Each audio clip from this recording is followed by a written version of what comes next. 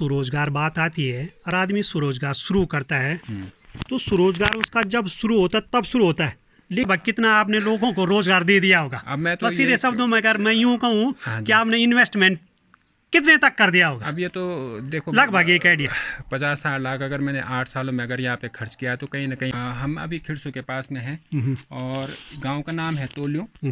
करता हूँ अपनी माटी से प्यार। दोस्तों नमस्कार, चलो करते हैं आज की ब्लॉग की शुरुआत। दोस्तों आज हम जा रहे हैं ओम बगुणा जी के होम स्टे में, तो ले चलते हैं आपको होम स्टे तोलियो। बहुत संकरी रोड है, साइड में भी रोड का काम चल ही रहा है।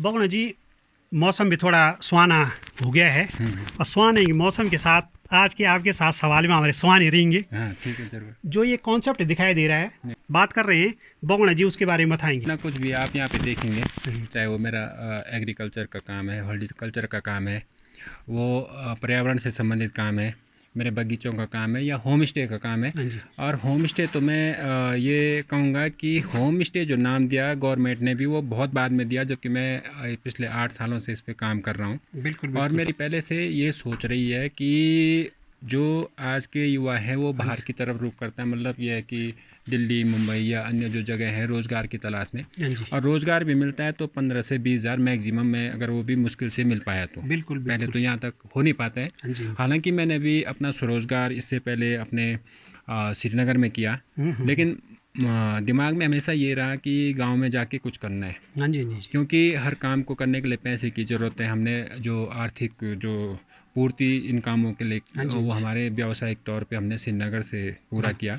उसके बाद मैं गांव में आया और पिछले 3 साल से पूरी तरह से मैं गांव में अपना टाइम ये सब काम को दे रहा हूं। तो मेरा ये कॉन्सेप्ट रहा है कि मैं चाहता हूं कि जो गांव के जो युवा है वो बाहर की तरफ रुख कर रहे हैं वो बाहर न जाएँ, अपना स्वरोजगार से जुड़े।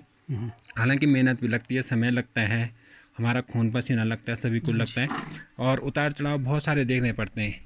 कई बार ये होता है कि हमें लंबे टाइम तक जो हमारी सोच होती है उसको रोक के रखना होता है, क्योंकि इस तरह का माहौल बन जाता है कि ना हम आगे जा पाते हैं ना पीछे, अपने आप को पीछे भी नहीं ला सकते। तो ऐसे बहुत से उतार चढ़ाव मैंने इन अपने कामों में देखे हैं, और अपने आप से मैंने ये चीज़ सीखी है कि अगर हम थोड़ा रुक के थोड़ा फिर सोच के फिर अपने कदम आगे बढ़ाते हैं तो निश्चित तौर पे हमें कहीं ना कहीं सफलता मिलेगी।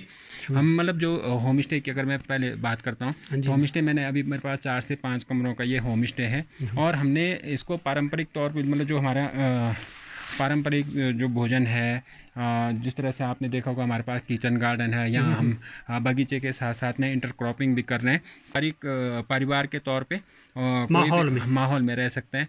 वो कुछ भी अपना गार्डन में जाए, जो सब्जी पसंद आती है वो ला सकता है। बिल्कुल फ्रेश खाना, जैविक खाना हम गेस्ट को देते हैं। तो इसके साथ साथ अभी मैं यहाँ पे अगर इसी एरिया की बात करूँ तो यहीं पे मैंने अभी 300-400 पौधों का एक बगीचा मैं डेवलप कर रहा हूँ। उसके साथ साथ इंटरक्रॉपिंग का भी आप देख होंगे यहाँ पे खेतों में देखेंगे। तो मैंने अभी मतलब जो दूसरा बगीचा है उसमें हमने पूरा सेब का बगीचा उसको बना रहे हैं, 250 से 300 पौधे अभी लगा दिए हैं। तीसरा बगीचा हमारा नीचे पैतृक घर पे है, वो पहले से भी वहाँ पे बगीचा रहा है, लेकिन अब हम उसको और विस्तृत रूप में, व्यापक रूप में लाना चाह रहे हैं, बड़े स्तर पे उसमें काम करना चाह रहे हैं। तो उसमें हम अभी कीवी का प्लांटेशन कर दिया हमने, और उसमें काम भी चल रहे हैं। आपने कॉन्सेप्ट की बात की थी, तो मेरा कॉन्सेप्ट यही है कि हम अपने पहाड़ों को मजबूत तब बना सकते हैं कि अगर हम अपनी सोच को थोड़ा विकसित करके और थोड़ा सा दूरदर्शिता को लेके चलें। कोई एक एग्जाम्पल लेके चलता हूँ कि हो सकता है कि किसी चीज़ की हमारे यहाँ पे कमी हो। अगर मेरे पास अभी 4 गेस्ट आ जाते हैं, मेरे पास दूध नहीं है, तो मैं पड़ोस में जाके दूध खरीदूंगा। बिल्कुल। अगर मान लो कोई बोलता है कि मुझे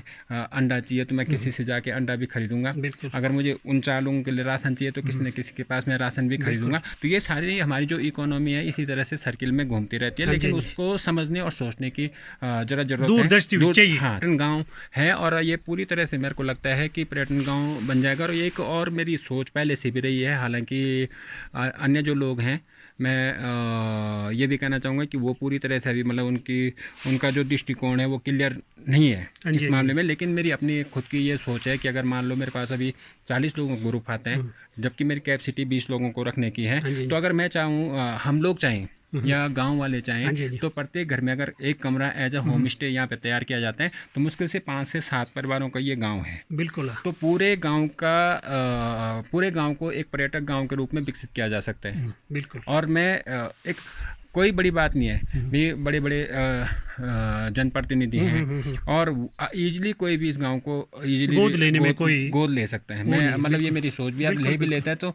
एक बहुत बड़ा काम ये हो जाएगा किसी के लिए भी, डेमो के तौर पे भी हाँ डेमो के तौर पे हो जाएगा। ये 4-5 परिवारों को इस तरह से गोद लेना कोई बड़ी बात नहीं है। क्योंकि एक चीज़ और भी ना, पहले से आप इस क्षेत्र में काम कर रहे हैं और जो आपके पड़ोस के घर हैं वहाँ से आप जो है कि एक आमदनी के रूप में जरिया भी दे रहे हैं। तो रोड का तो देखो ये पहले से मेरा ये भी था। हालांकि मैं ये भी चाहता हूँ कि जो पर्यटक स्थल है उसमें बहुत ज़्यादा गाड़ियों का आना जाना न हो, ठीक नहीं। बिल्कुल बिल्कुल। तो अगर मैं बोल रहा हूँ कि अगर हमारे कोई माल मटेरियल भी आता है, सीमेंट के कट्टे आते हैं तो हम कान पे बोक के नहीं लाते हैं, खच्चर वगैरह या इससे भी नहीं लाते, हम स्कूटर स्कूटर से यूज़ करते हैं। बिल्कुल बिल्कुल, है ना, पॉल्यूशन मुक्त रहे। पॉल्यूशन मुक्त रहे स्थल है।